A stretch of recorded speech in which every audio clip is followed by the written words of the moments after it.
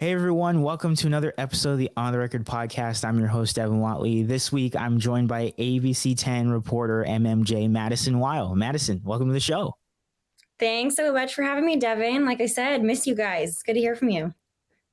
Yeah, so for the listeners, Madison and I used to actually work together at NBC7. You came to NBC7 from KESQ in Palm Springs, right? And then you were here as kind of like a freelance fill-in reporter for a good minute, and then you went over to ABC 10. So that's how we got to know each other. Exactly. And we had the fun corner in the back. yes, the fun corner, as I like to say. So what I wanted to talk to you about first is, like, obviously, I mean, you went through quite a career. You were at USC, studying in school there. Then you went to Palm Springs, and now you're here in San Diego. I mean, obviously, such a big move going from all these sorts of things. How did you get your start in journalism to begin with? Yeah, I kind of have an unconventional journey, but I feel like I guess a lot of journalists do. I was actually, so I went to UCLA for undergrad, and I was actually in school there for neuroscience. So my whole plan was pre-med, and somewhere around my third year, I really started listening to myself.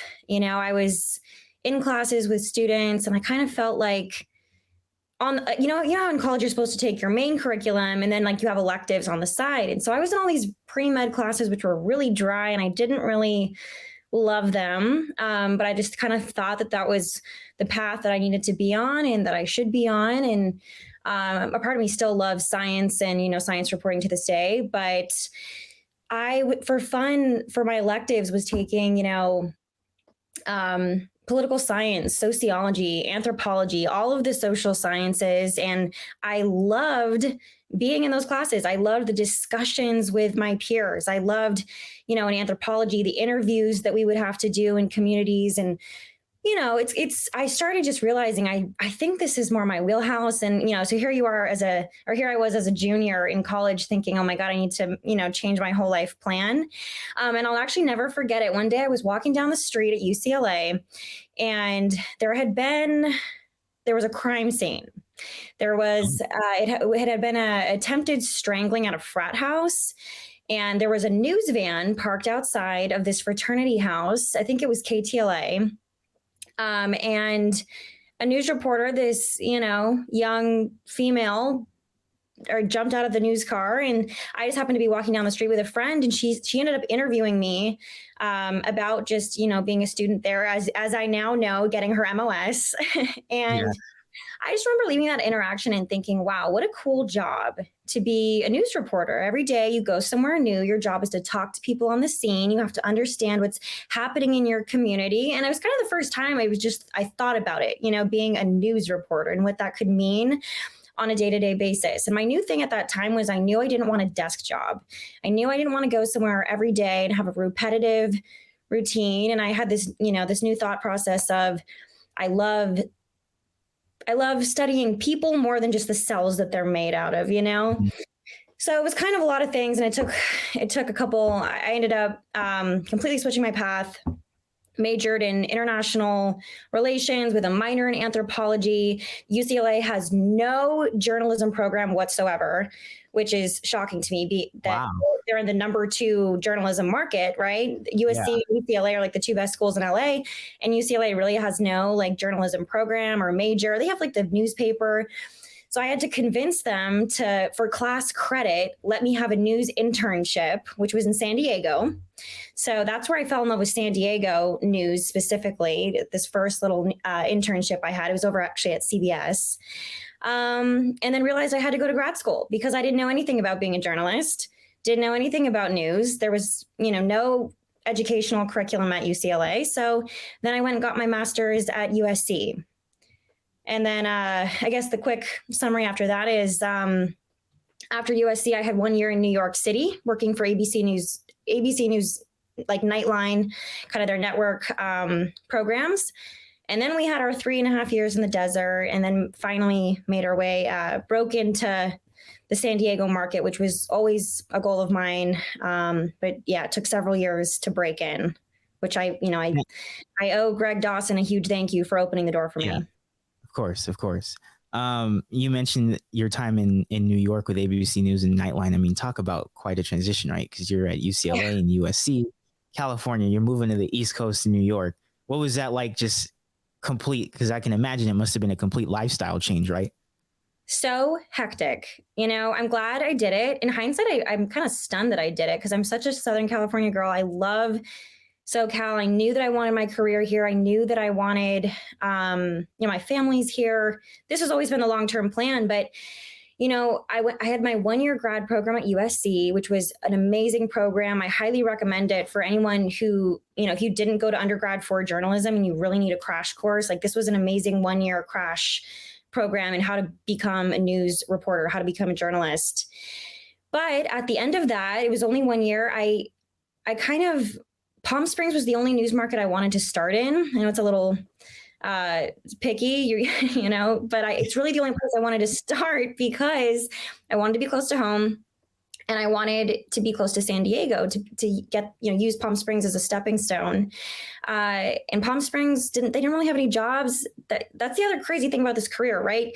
The opportunity has to be there when you're looking for it, and you have to be the candidate chosen. So this career is, insane for a lot of reasons, that being one of them. So at the end of my grad program, I was kind of stuck. I was like, well, I want to go to Palm Springs. There's no jobs. What do I do? And ABC News had sent the head of their talent development, her name was Mary Noonan, incredible woman, to USC to basically pick 2 students to go to New York City to start their career at ABC News National in a fellowship program. And I'll never forget, it was kind of one of the most uncomfortable interviews of my life because it was a group interview.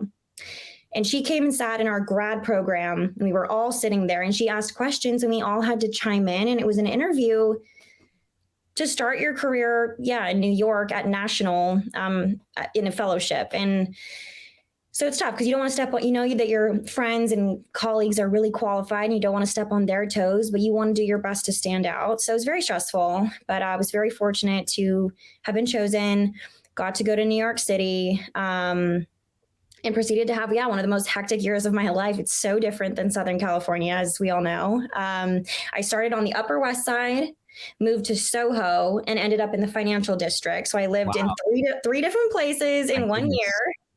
Yeah. And, I'm in hindsight, I'm proud of myself that I did that. It was very outside of my comfort zone.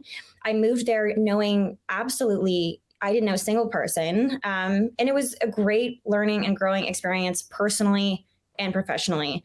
Completely, I couldn't believe how expensive everything was. I hated taking the subway every day. But at the same time, my first day, I was sitting on the set of World News Tonight with David Muir, and I got to sit in his chair. And oh my gosh. Yeah, and the Nightline set is the same set, at least it used to be. I'm not sure if it still is today. I think so.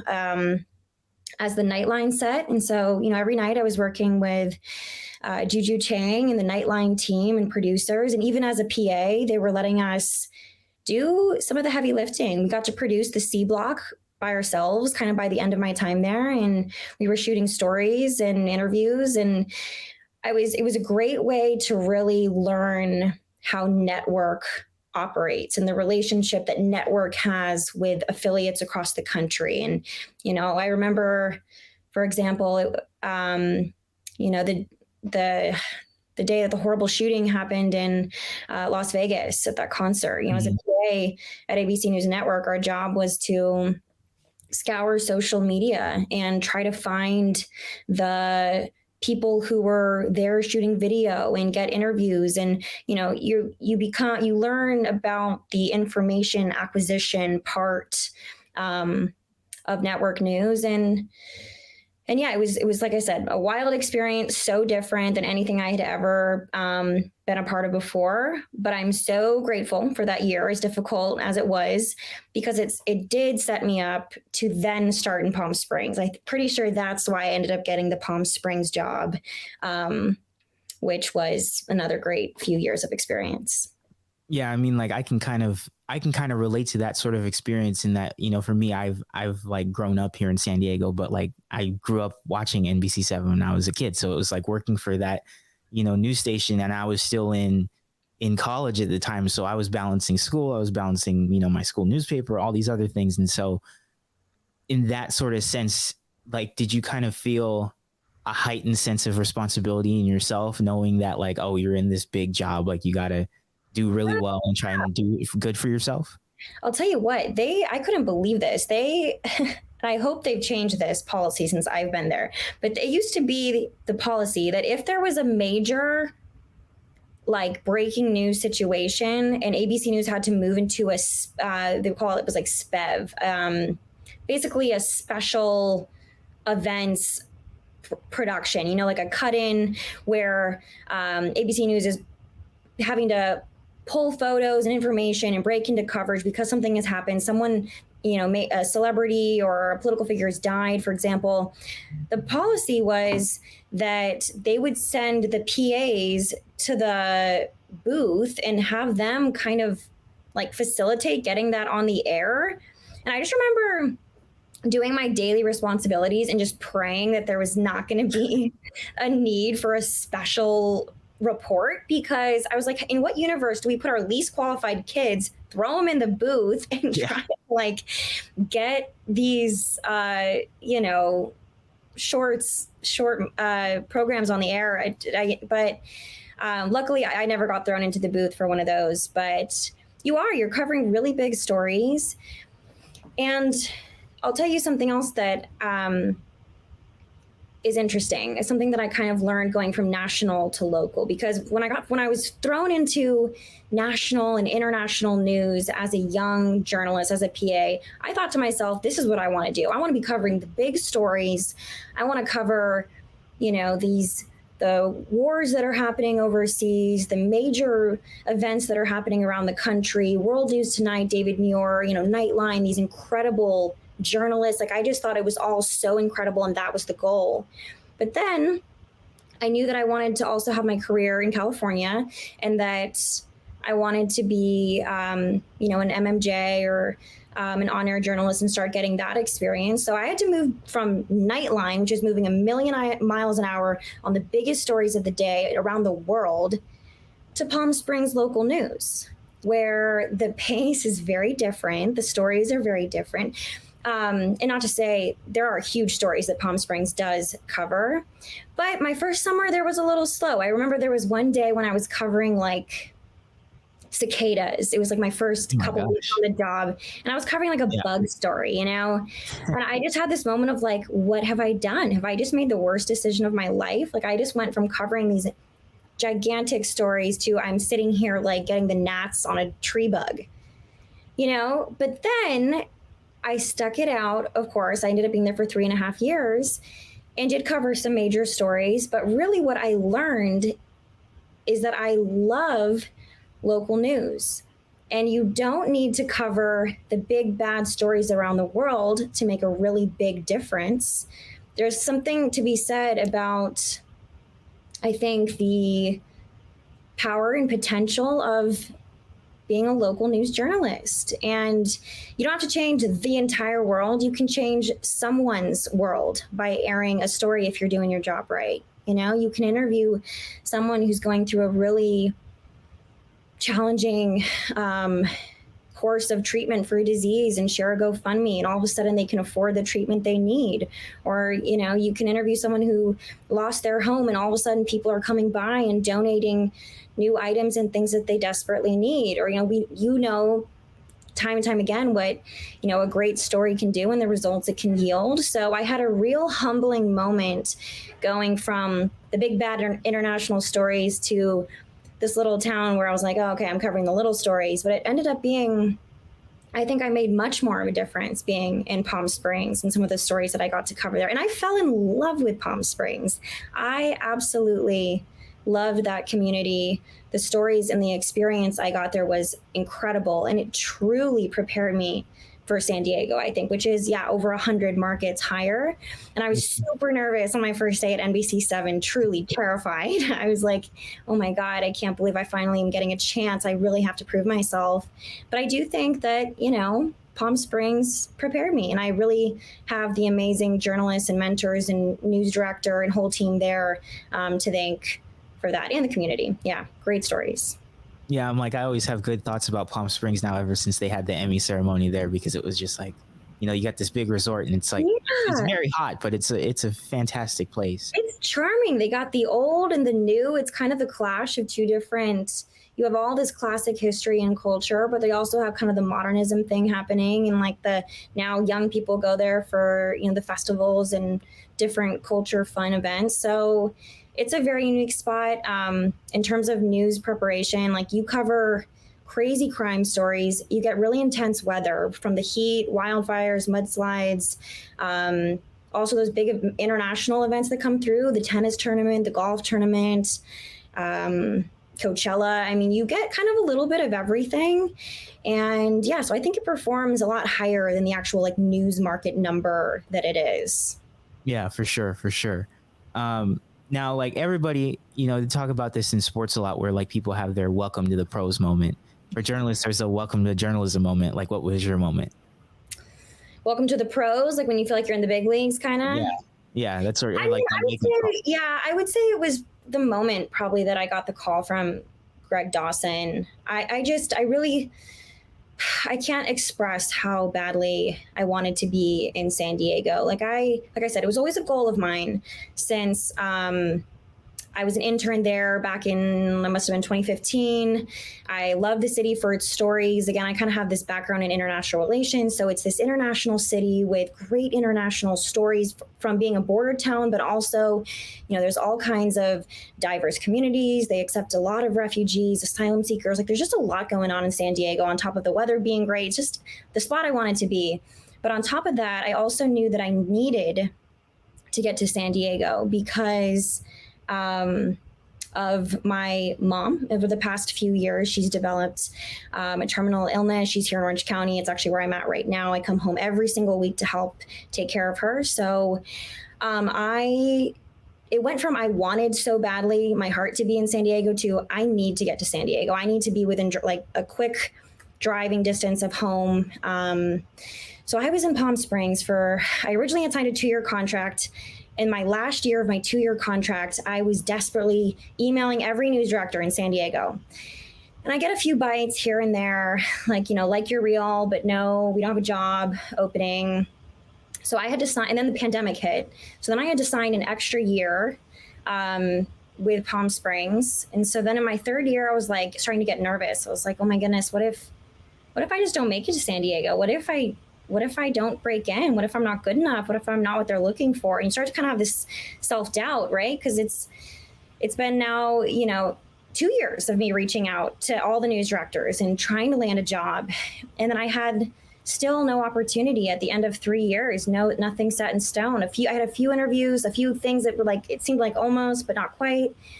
And then I had to extend another 6 months in Palm Springs. And at this point, I'm really weighing my options. I was like, you know what? I need to be closer to home in Orange County. I can't, it was a 2.5-hour drive really from Palm Springs. And, I've been trying to get a job in San Diego now for kind of 2.5 years, and it hasn't been happening. So maybe it's time for me to start being realistic and change my dream and change my goal and go do something else. So I was kind of this close to doing it. But the 6 months before I started at NBC7, I'll never forget. Again, in the mind of someone who's doing everything you can to make your dream happen, I was listening to every podcast, any opportunity I could to listen to people who were in San Diego and I was calling Joe Little. I was calling journalists that I admired, Leah Pizzetti, who's at Channel 10, just picking I was watching all the San Diego news, and I was looking at my favorite journalists, and I was like, please have a phone call with me, watch my work, tell me what I can do better. How can I be like you? And then finally one day there was a Clubhouse listening session with Todd Mokhtari. He was one of the panelists. And I'll never forget, he talked about what a journalist should do if they're trying to break into a big market. And he said something like, he even said, he's like, for example, if you're a journalist in Palm Springs and you want to get to San Diego, reach out and ask to meet with me. So you better believe it's exactly what I did. I sent him an email with my work and I said, hey, Todd, I'm a journalist in, Palm Springs. I love NBC7. I love what you guys are doing. Please take a look at my work. I'm going to be in San Diego. I want 30 minutes of your time, please. And he, much to my shock, he really did get back to me. He held good on his word. And we met outside. I think this really speaks to the character of Todd, as well as Greg Dawson. It was the pandemic, so they weren't even having guests inside the building. We sat outside on those little concrete benches outside with the camera equipment. And we talked about my career and my experience and how much I wanted to be in San Diego. And we talked about, what I can be doing to improve. And he said, I want you to meet Greg. And I met Greg. And I was so grateful just to have a face-to-face meeting. And I felt really good about it. But still, even after that, it took 6 months for a freelance position to open up. Wow. And so, so I kept just emailing them every other month. And it actually took a news director from Fresno had reached out to me, kind of asking if I was interested in a job opening. And something went off in my brain and I was like, you know what, I'm going to send one more email to NBC7 in San Diego and just see and let them know, I have some interest from Fresno. You guys are where I want to be in San Diego. If that hasn't been clear from the conversations we've had. And I just remember waking up one morning and hearing my Gmail noise go off. And in my gut, I just knew that my life was about to change. I can't explain it. Like, you hear your Gmail noise probably, 100 times a day. But I knew it was Greg and I knew this was about to be it. And it said, I'd like to talk today. We might have an opening. I called him. He said, yeah, we have a freelance gig. It's only for 2 months. So he said, I don't know if you'd be interested in that. And in my head, I'm thinking, I'm just crazy enough. I'm just the person in the position who's crazy enough to actually quit my full-time job to go take a 2-month opportunity with NBC7 in San Diego. And we got off the phone. And to be honest, I just fell to the ground and started crying because I was so grateful. And it meant so much more to me just because of what's happening in my own family and that I had wanted it and worked for it for so long, So for me, that's kind of the moment of oh my gosh, it actually is happening. I'm quitting my job in Palm Springs. I'm actually about to go get some experience in San Diego. But again, it's not a full-time job, so it was still really risky. On my first day, Greg said to me, I even joked with him. I was like, you probably think I'm nuts. That I'm here right now for only 2 months. And he's like, a little bit. But I am so grateful because those 2 months turned into 3, turned into 4, turned into 5. And the experience I got in those 5 months at NBC7, I learned so much. I would watch our newscast every day in awe of what was on the air and how the photogs would shoot in the NPPA style and just the kindness of my coworkers. And I truly learned so much. But I would say that phone call was the moment because I knew I was almost about to give up on my dream. And then he opened the door for me. So, and it's why I'm here today, so forever grateful. It's kind of, what do you think that kind of lends to in that kind of idea of patience? Because I know sometimes a lot of people are they want that thing right away. They want it now, that sort of deal. Yeah. What does that kind of say to you? Knowing that you waited that long? Don't give up. And also you just have to, if you're getting into this business, you have to understand that it's an insane business. It truly is. Like I said, if you want a job and you have to recognize, think about any other career, like doctors, teachers, how many opportunities are there within a city that you want to live in?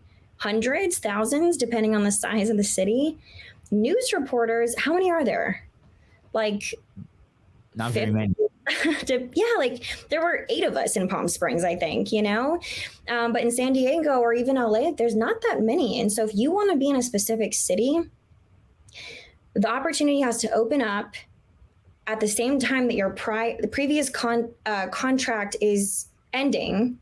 and you have to be good enough, and you have to be what they're looking for, and you have to get chosen. So, I would say, yeah, don't give up. This career is probably best for people who are open to a lot of cities and places, because that's kind of the fun part of being a journalist, right? You can bounce around. For me, it wasn't going to be like that because of my family situation, and I knew I was laser focused on SoCal. But yeah, don't give up. Freelance opportunities, I think, are your best friend. If you're trying to break into a big market, get your foot in the door, make connections with as many people as you can.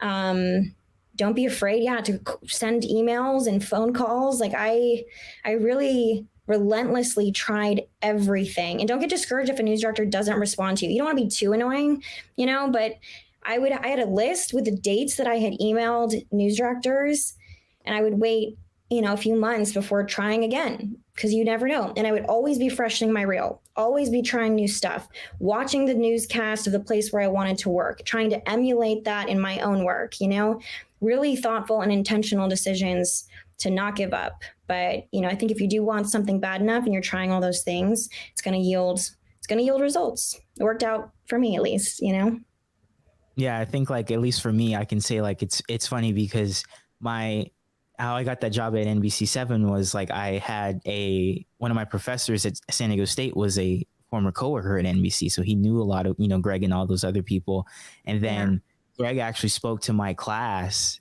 over Zoom once, and then my professor was like, oh, like he really liked my professor liked my work, and he really thought that there could be an opportunity, and so I emailed Greg, never got back, emailed him again like 2 weeks later.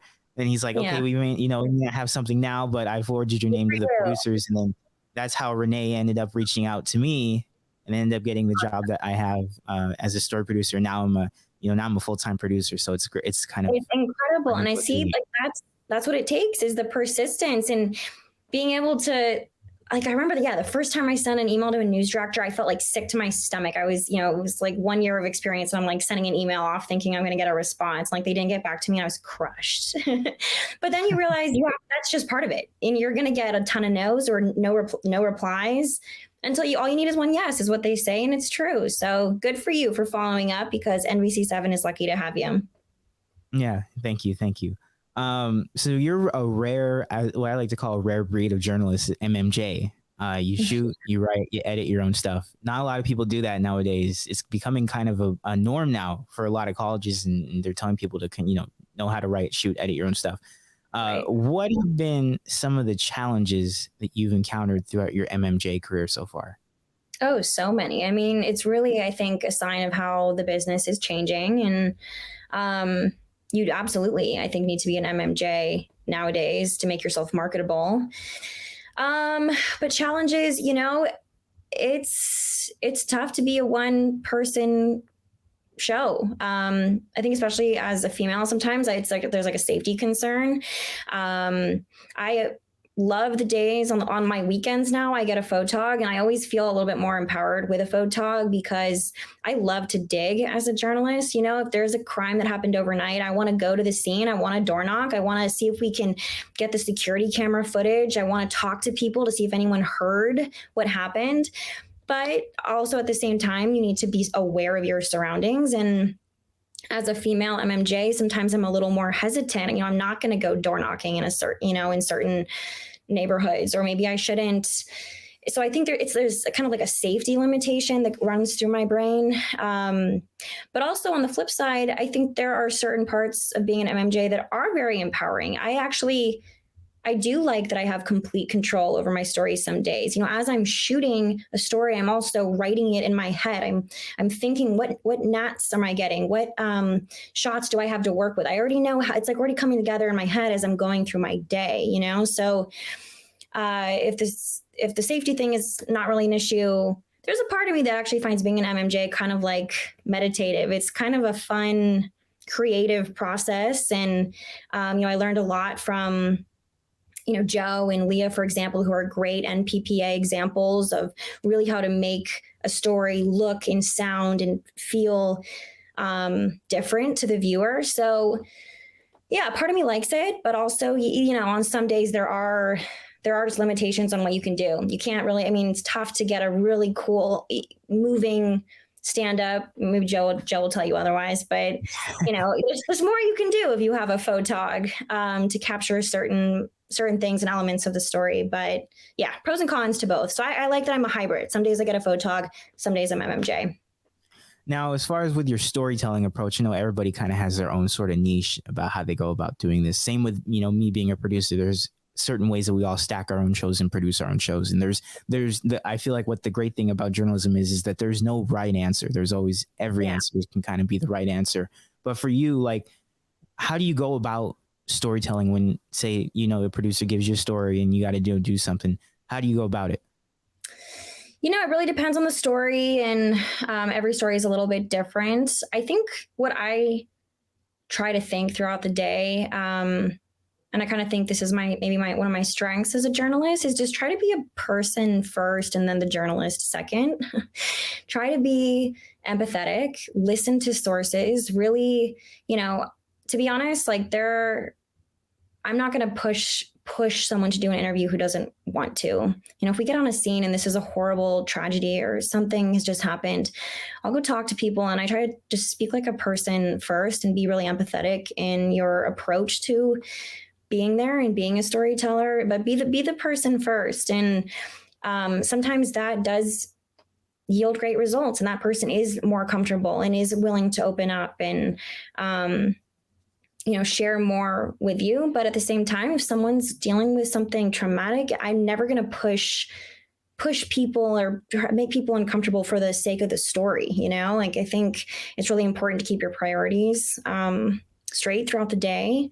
But otherwise, just, I think now I really try to think just differently and creatively in telling a story.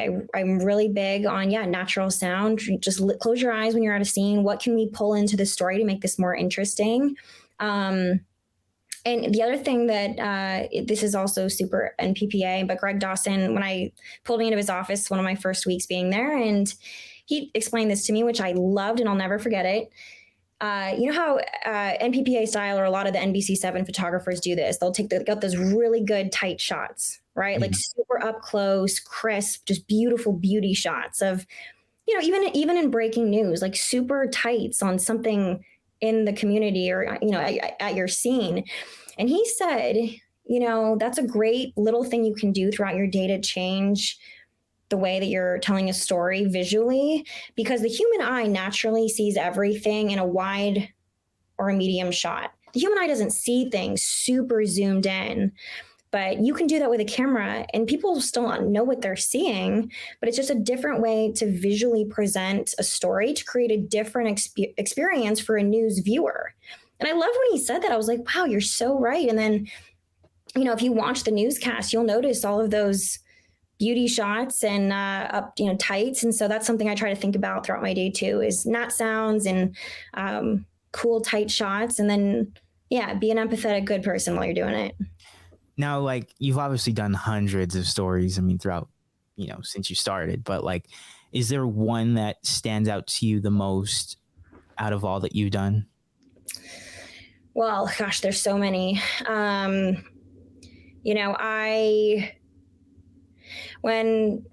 We could talk about most meaningful. We could talk about just the wildest story that I've ever covered. I think one of my all-time favorite stories was just, and it's because this story kind of changed my perspective. I think I told you, when I first started in local news, I was like, oh my God, I'm covering these like bugs and ice cream socials in the summertime. Like I miss real news, a big story. But within a couple months, there was a big wildfire that came through the mountains, Idlewild, above Palm Springs. And it was the first time I was on like a huge breaking news wildfire story. And that in itself was life-changing. But what I did that I think a lot of the news crews that came in there just covered the wildfire then left, I kept going for a couple weeks after the fire. I'd drive up the mountain every day and just go talk to the town and see how they were doing, kind of the recovery process. I ended up after work one day, I was pretty tired. I was sitting at a cafe and there was this old man playing his guitar. He was playing the blues and he just looked like a character. You know, he had leathery skin and he was sitting under this amber old light bulb, playing his guitar, drinking a beer. I just sat there and I watched him. And I ended up striking up a conversation with him. And I actually even got some footage of him just playing because it just was such a moment. I ended up talking to him, and he actually was one of the very few people who had completely lost their home in that fire. So I asked him, will you take me back the next day to your property? Can we walk through it? And he said, sure. So the next day we went back to his property and we found his life's worth, or life's collection of handwritten music that had been burned, the skeleton of his piano and other instruments. But we found some things too that had survived, the fire.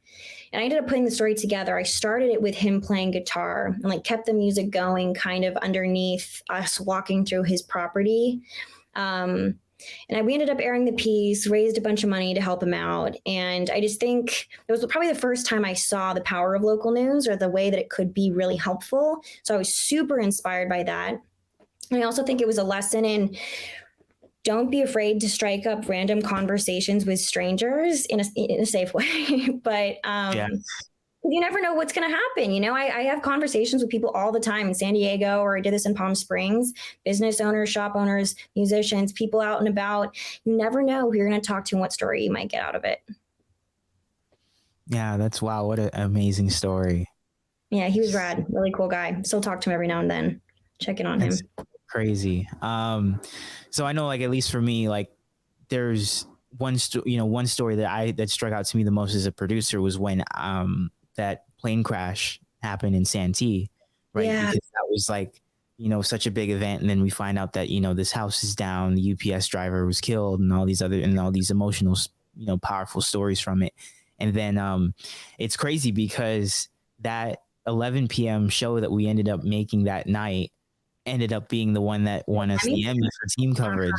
And what's awesome. Even crazier is, like, and I tell people this all the time, was that, like, I actually, funny enough, I subbed in for someone that day. I wasn't supposed to work that day.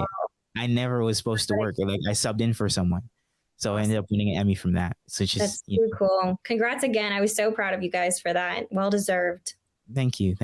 Now I wanted to kind of shift into, like, work-life balance. Obviously, all the journalists have their own sort of way of dealing with it. You being that you moved from all these different locations to now, you're here in San Diego, like, how does your work-life balance work? And, like, do you find it's harder to kind of attain that and keep it sustained, or is it always ever shifting day to day? Yeah. This is one of those careers that I kind of say it's really not just a job. It really is your life, I feel like for people who end up in jobs that are kind of unconventional, that they're really passionate about, sometimes there's kind of that blurred line, musicians or actors, I kind of put TV news journalists in that category just because you're working crazy hours. And you're kind of working all the time. At least I think I am. I'm always thinking about stories and sources, but it is really important to detach. Especially if you're an empathetic journalist and you're really feeling the stories and emotions as you go through your day, it is important, I think, to do things to maintain your mental health. I was just speaking with another person about this, just truly, working out is non-negotiable for me. I post this on Instagram all the time. Every couple of days I'm doing my runs on the beach just for my sanity. And taking time, to disconnect and making sure you're prioritizing time with family and making sure you have time with friends. Trying to maintain some bit of a normal life, I think, is really important, just to kind of compartmentalize some of the really heavy things that we do come in contact with every day. Yeah, for sure. Certainly. No doubt about it. Now, I wanted to kind of shift into, obviously, like I said, you spent like 5 months here at NBC7. It was a short but fun time. It was. You got the chance to work all the shifts. I mean, you were on the morning team for a bit. You're on day side. You were on night side. What was your favorite sort of story that you've done to come out of your time with NBC? Oh, God. With NBC7, You know, I covered so many of the Ukraine stories when I was there because, you know, that, of course, the invasion happened back in February. It kind of just timed up with when I had just started working there. And I was super interested in those stories for a lot of reasons, not only because they're incredible stories and intense stories of life and death with a lot of ties, weirdly, to San Diego, you know, the huge Ukrainian community here, but also just because my mom's whole side of the family is Ukrainian. And so I ended up learning a lot more about kind of our own heritage and some of the similarities in cultural traditions and things with the people that I was working with in San Diego on these stories with. But, you know, if I had to pick, there's a few that really stand out to me during my time at NBC7, but I think some of the most amazing days were just at the border when we had that, you know, huge influx of Ukrainian refugees coming across the border. And every day we would be there and watching them cross after an exhausting journey, you know, fleeing their city where their hometown was bombed. And then they would travel through 5, 6, or 7 countries before arriving at the US-Mexico border. And they'd have that moment where they cross, and we just watched it over and over and over again, them break down with emotion, overwhelming emotion, so many different emotions, right? So to be there and have a front seat to that and interview those families was remarkable. I think it's an important reminder that story is playing out all the time with people from different countries all over the world, not just Ukraine. The Ukraine spotlight kind of put this, or, you know, in the news cycle. But yeah, I've done a lot of these, you know, immigration type stories. And I think immigration border stories are by nature life changing, perspective changing, and really important to tell. So those are definitely some of my favorite from NBC7. What's kind of going through your head mentally and emotionally in that sort of aspect when you're covering these like stories where people are going through very, you know, hard, real, personal sorts of, you know, situations, and you're seeing it play out real time right in front of you? Like, what's sort of going through your head in that moment? Yeah, you know, it's a lot. I think one of the first things is your duty as a journalist to do the story justice and to tell it honestly and to listen to the people who are in that moment and in that experience and to tell their story correctly. But then also I think there's like I said, it's perspective shifting, right? There's gratitude that goes through your head. The one of my favorite things about being a journalist is how much it does change your perspective, and it does make you think about the other lives that other people live. And yeah, these, you know, the story that when I was at the Emmys for was about asylum seekers from South America who were coming through the Coachella Valley. And so it was kind of a similar type story, but a different group of people. And I interviewed 3 different families from 3 different countries. And I was so grateful that they were willing to, it was the pandemic. So they sat with me on a picnic bench. It was like over 100 degrees in the summertime. And they sat there and they just shared the honest, gruesome details of their journey and what they were fleeing, the dangerous situations in their home countries, and what it was like to try to actually apply for asylum and get how they got to the US and what it's been like since they've been in the US. And it's always so eye-opening, so interesting, so fascinating, so heartbreaking, so many things all at once. And every time that I do it, I just think to myself, I just want everyone to hear this.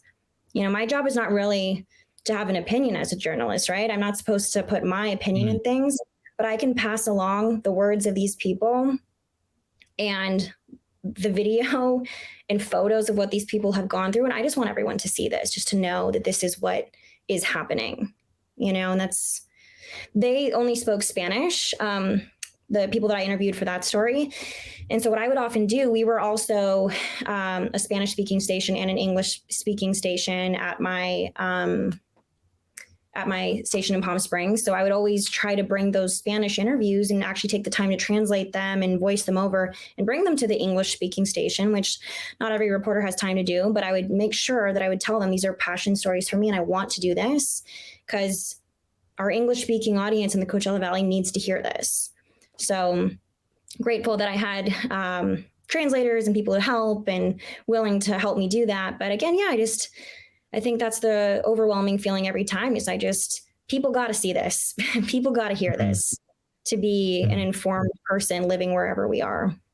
You know, this story that you did on the asylum, the migrants in going through Coachella Valley ended up winning an Emmy. And obviously that's not your first one, that's your second one. So you've gotten a chance to go through that experience. I had a chance to go through that experience of winning an Emmy too with the plane crash story.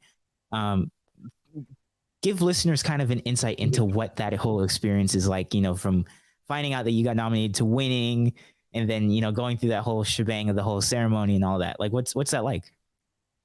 Yeah, I mean, it's pretty wild, especially as a young journalist, right? The first Emmy that I had been nominated for was during the pandemic, and it was for morning newscast that we had done. I used to be the morning reporter in Palm Springs for a while. So to find out that I was nominated back then was crazy. It was so exciting to feel like people were, you know, to feel recognized for that we do such hard work. Not everybody realizes that, but behind the scenes, it's a lot of work to be a journalist. So, but I think there was something, you know, there was that Emmy ceremony was during the pandemic, so it was virtual, and we were sitting, me and my roommate, who was also a reporter at the news station where I work, we were just, you know, on our couch in our clothes from the work day, exhausted, sitting on the couch listening, and it was so exciting and kind of unconventional. I'm actually kind of grateful that that's what the first one was, because it makes you appreciate the real ceremony so much more, but it also, I think, was just kind of honest to the times, right? I'll always remember the first Emmy was for a morning newscast that I did during the pandemic, for a newscast about the pandemic, and the ceremony was virtual, you know? So I think there's a part of that was just like, I'll never forget just the uniqueness of all of that, and it just spoke to the times. But this ceremony being in person was so, I mean, it was like out of a dream. I did not expect to win this. I just figured this was a lot more competitive. This was just for a story that I had MMJ'd, and I just felt honored to even be nominated. So the fact that I was sitting there, I think maybe you even remember, like, they called my name, and I remember standing up and looking around, like, what do I even do right now? I've never been in an Emmy ceremony. I did not expect to win. I'm supposed to go behind a curtain where someone's telling me to go out on stage. I'm giving a speech. Like, the whole thing was such a whirlwind. I watched back the speech, I kind of blacked out. Like, I don't even really remember what I said. Just tried to keep it short and sweet, and, you know, obviously just be so gracious because I was surprised. But it was awesome. And it came at a very cool time for me, because that story I produced during my time at KESQ in Palm Springs. So I was actually sitting at the Palm Springs table with my old coworkers and colleagues who I had spent 3.5 years working with for a story I produced in the Coachella Valley, and the Emmys happened to be hosted in the Coachella Valley that year. There was something a little divine about all of that. And to my left, I had the NBC7 table, which were all my new friends and coworkers. And then to the other side of the table was ABC10, you know, my very, very new coworkers and friends. So it was kind of this really cool, really fun moment of just like, wow, this is surreal, you know? Yeah, it was just, I mean, for me too, like, you know, I've only been at NBC for like, I'm now reaching almost the 2-year mark, but it's just crazy because like at that ceremony, I'm there for the first time, and this is like my first one, and I'm seeing all these journalists that like I, you know, grew up watching, and like I was like, I never imagined I'd see them in person, yet here they are, you know, we're right table next to each other. It's just kind of crazy. Know. And you guys, it was so fun. I loved seeing you guys get up there. You did a great job with your speech, and yeah, right. The whole thing is kind of surreal. I think as you get older, you know, maybe it wears off. I hope it doesn't, but just to be young and hungry in this business and to have the opportunity to be recognized for your work, it's just very cool. It was a very fun funny night. Because yeah, of course. Yeah. And it's funny because like when they announced the nominations, like I remember telling Casey, and I was like, we got nominated, and she's like, oh really? Like it's because, and then she never knew what the Emmys were before, so it was like she never knew like how grand the scale was, and I was like, this is like huge, Right. like this is big, and Oh, I'm glad that's she had that awesome. experience too. Tell her I miss her. Yeah, Yeah. and like, Go ahead. go ahead. No, no, I was just gonna say, you're making me remember when I found out that I was nominated this time around. It was kind of funny. I was actually, do you know that sushi restaurant right by NBC7? Like in that, Yeah. it's in the parking lot, like down the street. I actually, it was the day that I was supposed to sign my contract for ABC 10.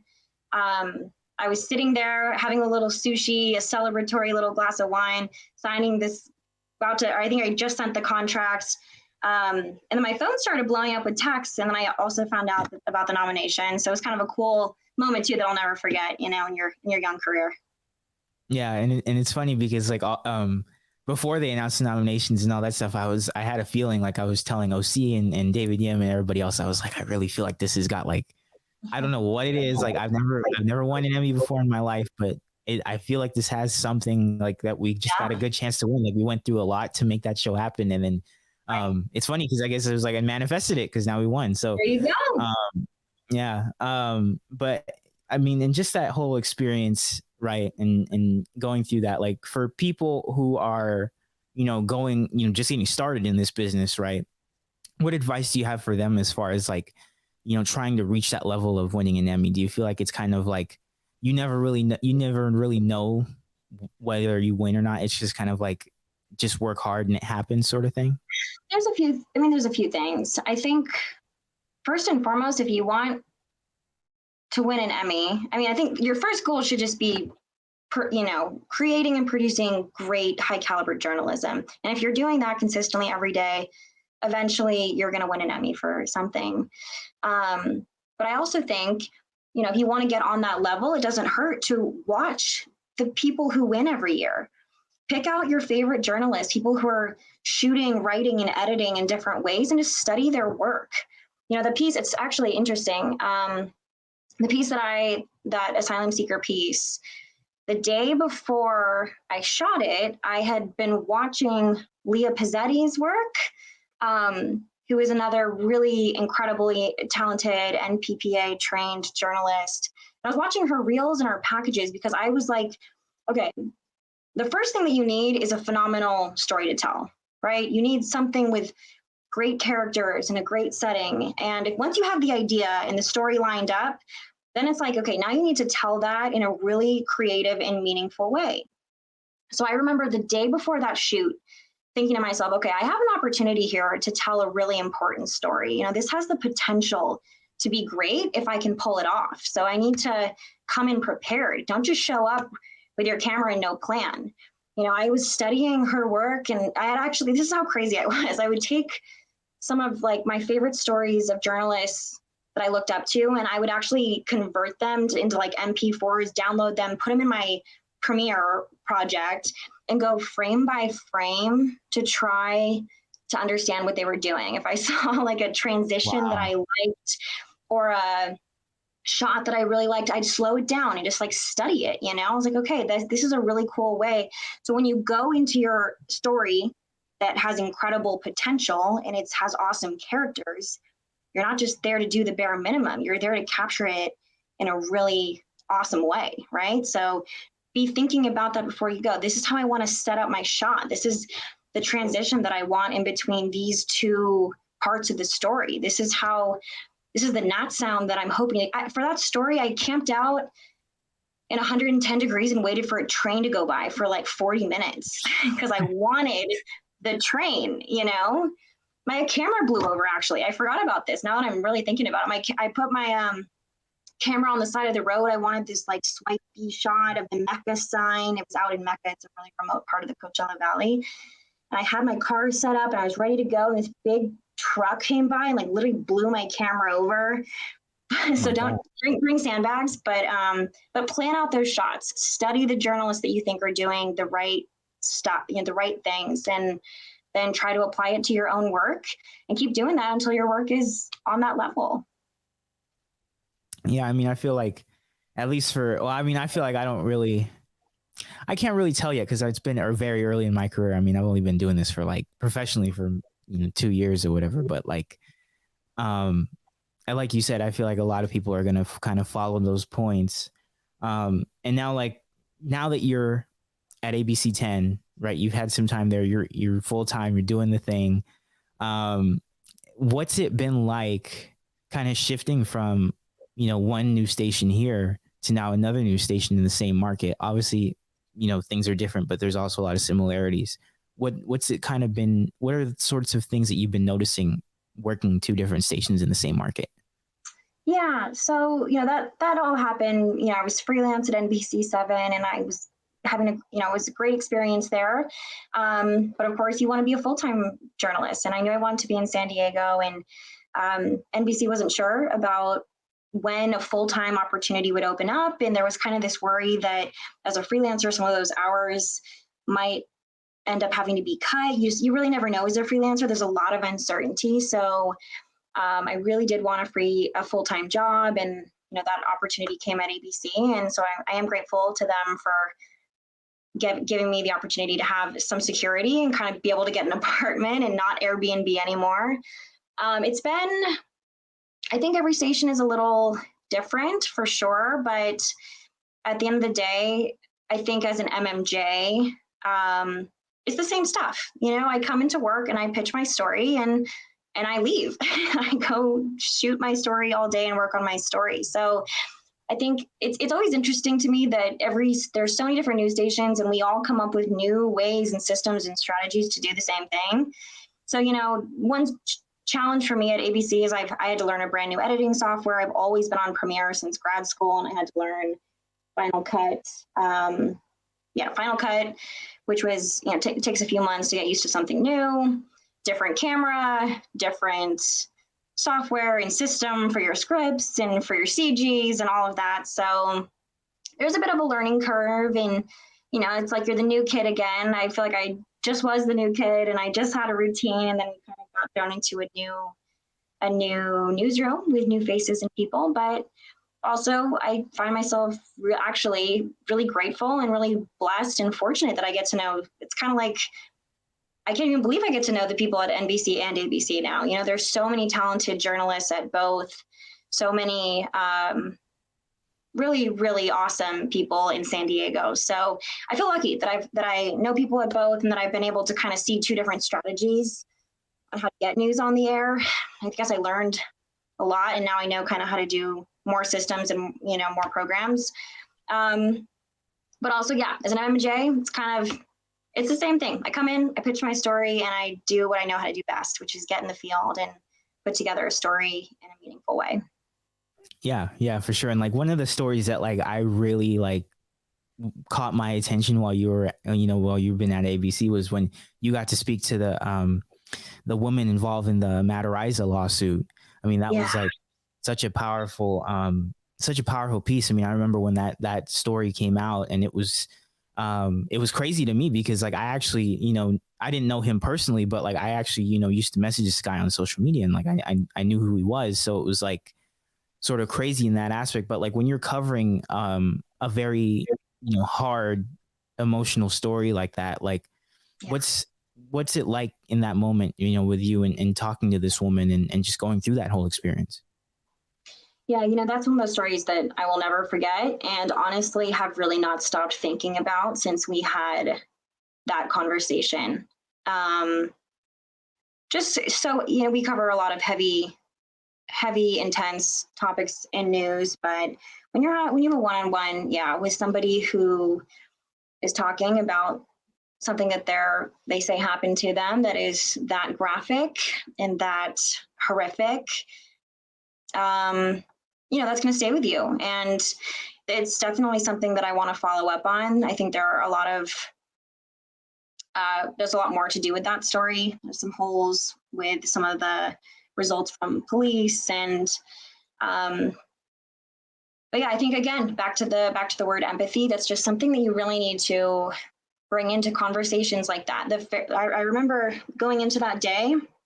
It was fairly stressful because on top of me being there, ABC Network was there. So I prepared, for a full day for this interview. When I walked into the conference room where we were about to do this interview, there's ABC News, like GMA, Nightline, production and lighting crews buzzing around the scene. And I had my photog shooting me to ask my questions. And we had the whole thing set up. And she finally walks in, she sits down, and all of this is going on. They're adjusting the lights and the shadows and the mics and the sound. And it looks so intense.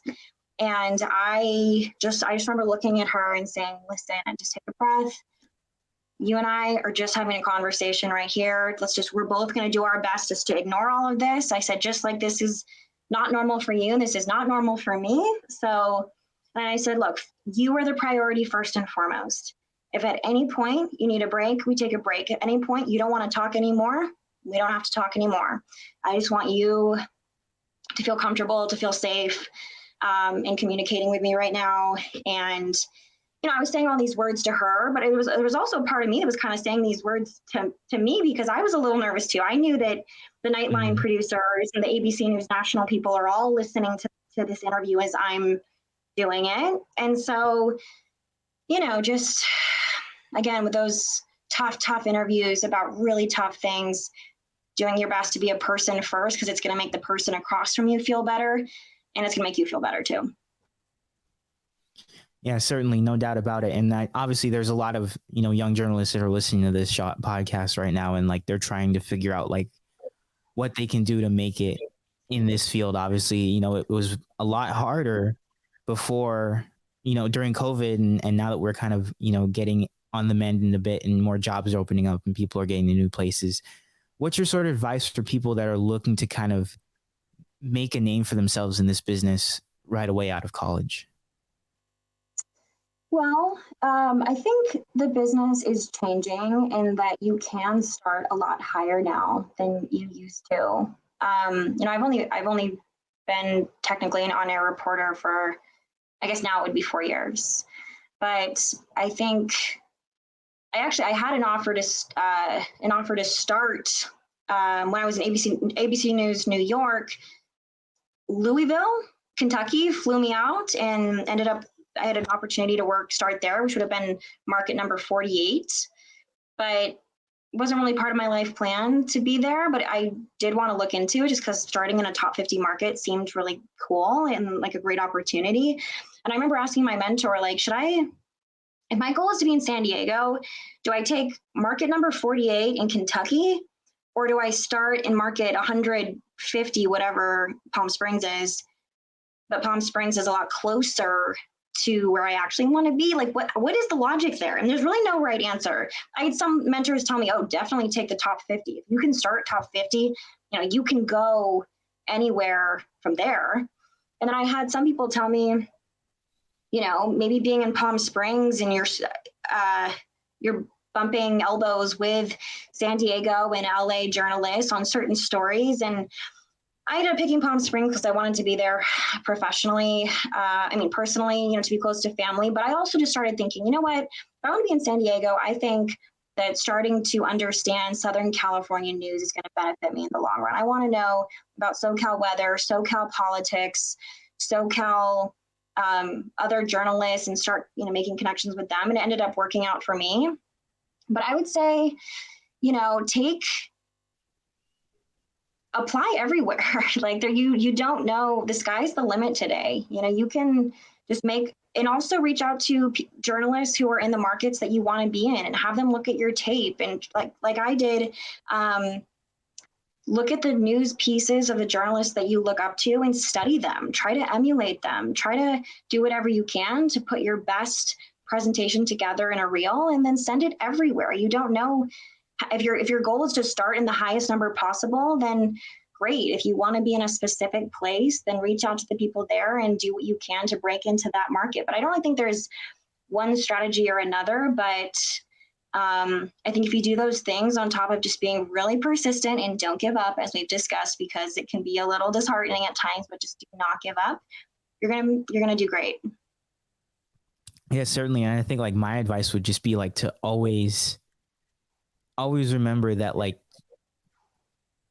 the more that you work hard, the more likely you're going to get rewarded for it in the long run, whether Totally. that's whether that's an Emmy, whether that's a new job, whether that's a higher market, whatever, like as long as you work hard and put your mind to it and, that you're aware of what goals that you want, people are going to recognize that, especially if you make it known to them too, like what you want. People are going to make sure that they can get you to where you want to be. Because at the end of the day, like we want to, like, I think everybody in the journalism field can say this too, is like, we all want to help each other become successful. Mm-hmm. So I think that's what I would say as far as like my advice for the younger journalists would be to just keep working hard and make your intentions known to the people that can, your supervisors, professors, whatever, because they can ultimately guide you to where you want to go. Reach out to everyone. I don't think I'm really at the someone has said this, I'm sure you've heard this, as you climb, lift, as you move up in the markets, help other people, give advice to other people. It's weird for me to say that. I don't feel like I'm even yet at a point in my life where I can like help anyone, because I still feel like such a baby sometimes in this industry. But absolutely, like if anyone ever reaches out to me, I'm like, yeah, let's have a conversation. Let me do whatever I can just to give you feedback and advice, because I was so grateful when I was in my moment of absolute desperation trying to move up in this industry, when anyone was willing to have a phone call with me, and they would give me any kind of advice. If they took the time to look at my reel and respond in an email, I was just like beyond grateful. So on both sides, if you're a journalist in San Diego, I would say, or anywhere at any point in your career, remember what it was like when you were the one begging for help and guidance. And also, if you're just starting out, literally reach out to everyone, because that is how this business works. You have to have phone calls, face-to-face conversations. You have to have connections. Having a great reel is great, but it's really about who you know in those conversations and meetings that you can make happen. And networking is your best friend. So definitely reach out to as many people as you can. Of course, certainly, no doubt about it. A couple of fun questions I wanted to ask you before we get you out of here. You had, do it. Now, obviously, you're a reporter, but if you could choose any other career in a newsroom outside of that, what would it be and why? Oh, inside a newsroom or like a different position? Yeah, inside a newsroom, but a different position other than a reporter. Oh, that's interesting. Man, I do love being a reporter, but I do also, being an MMJ, you really have an appreciation for all the other parts of the, other parts of getting a piece on the air. Maybe that's a really good question. I don't know. I mean, honestly, I wish that we all had to rotate through and each of us do each other's jobs for a day, just so we all had a better understanding of what everyone else does. I don't think I would be a good producer because, like I said, I never wanted to be in the same place every day. And I love that I get to be outside. Maybe just a photog. If I could just not do the on-camera stuff for a day and really just be in charge of focusing on the photography of things, I think I'd actually really like that. Because the thing that makes MMJing so stressful is you really do have to do everything all at once. But if I had the opportunity to just like really hone in on my photography craft and study it and really know the ins and outs of how to shoot something in a beautiful way, and then just do that all day, I think I would like that too. So probably photographer. Yeah, I'm like, it's funny because I asked all the other journalists. It's like Joe said he'd be I think it was a news director or something like that, because he likes to he likes to do. And so it's like, it's funny because each one has like a different sort of response.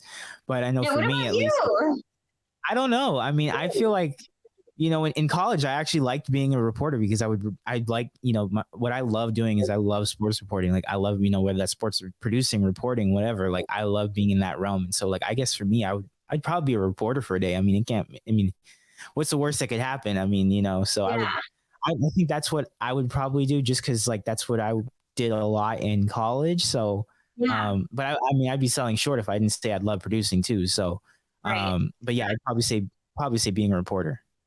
Yeah, well, go out in the field someday. But also, I love your passion for being a producer. I love seeing on Instagram how excited you are to get in there every day and make a show as good as it can possibly be. Like that is what makes a great producer, or any one of these positions within a newsroom. So I'm excited to see your shows and see what you do too. Yeah, of course. And then one other thing, if you had a career outside of journalism, say that journalism was never your thing, or you picked another career path, what would it be? What would it have been? That's another good question. I do think about that all the time. I don't know. I think I could have been an attorney. I think I actually worked at a law firm, a civil rights and immigration law firm for a few years, just to get some experience in that. My mom was an attorney, and I think there's some crossover, right? There's the idea of advocacy and wanting to help people and understanding people who need help. Like, I think it's also writing, it's communicating, it's speaking. So there was like, when I realized like that was kind of my skill set, there was a brief moment when I was like, should I go to law school and try to kind of use this skill set to help people in that way? But I also thought that like the people in the law firm where I was working seemed pretty unhappy, and they were coming there every day, and it just seemed repetitive. So that's why we ended up doing this crazy job. But I think as a backup career, maybe that's what I could have done.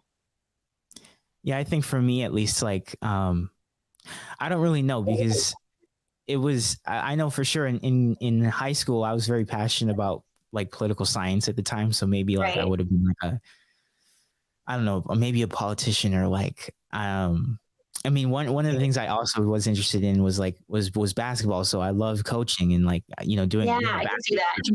Being a basketball coach was also one of my other ones. So that's what I would have been too, was either maybe a politician or a basketball coach. But obviously, like, we all were driven here, obviously. So yeah. Well, I think it's like a love of people, right? Oh, you know what I would have done? I would have been an anthropologist. I loved my anthropology. I would be like an anthropology professor or something. Like that's kind of where I learned to love the anthropology is the study of people, right? It's not just bones and archaeology. The minor that I got in anthropology, that was like social, modern day. Why are people the way that they are today? Why do we have different governments and different structures of society? And to me, that was so fascinating. And in a way, I do feel like as journalists, we are kind of like modern day anthropologists, right? Every day, our job is to document what's happening in human history around us and ask questions about it and enter it into our little log. Our little log is our little web articles and news clips. And we're documenting history around us. So in a way, I think we are anthropologists. And if I wasn't a journalist, I would go be an anthropology teacher. I like that better. Yeah, for sure. For sure. Anthropology teacher. Yeah, I like that. Got a nice niche to it. You come to my class. Yeah, for sure. For sure. All right, listeners, that was ABC 10 reporter Madison Weil. You can follow her on Twitter at Madison A. Weil. Don't forget, of course, to ask her for any advice, any questions, things like that. Feel free to reach out to her. She'll respond to. Also, reach out to me too. You can reach out to me on Twitter at Devin Watley too, and I'll happily respond to all your stuff.